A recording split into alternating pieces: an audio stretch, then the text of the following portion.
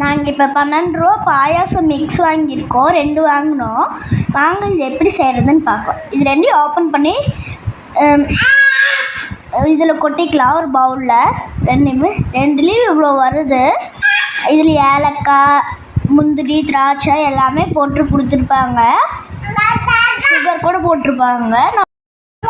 நம்ம இப்போ 1/2 லிட்டர் பால் சேர்த்துக்கலாம். நல்லா காயிட்டும். அப்போ நம்ம வச்சுருந்த பாயாசம் மிக்ஸ் எல்லாம் அதில் கொட்டிக்கலாம். அப்போ நல்லா மிக்ஸ் பண்ணி விட்டுக்கலாம். சுகர் எல்லாம் இருக்கும், அது நல்லா மிக்ஸ் பண்ணிடலாம்.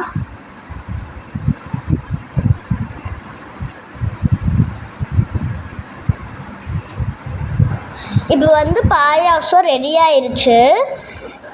இப்போ நம்ம முந்திரி நல்லா வறுத்து நெய்யில் வறுத்து எடுத்துக்கலாம். உங்களுக்கு வேணும்னா நீங்கள் இப்படி பண்ணிக்கோங்க. எனக்கு இந்த மாதிரி வேணும், அதனால நான் இப்படி பண்ணேன்.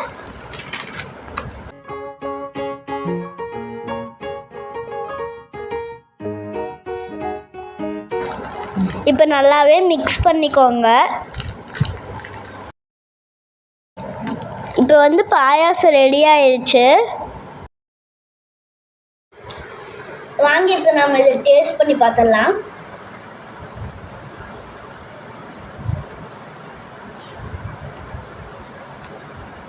வாவ், டேஸ்ட்டு செமையாக இருக்குது.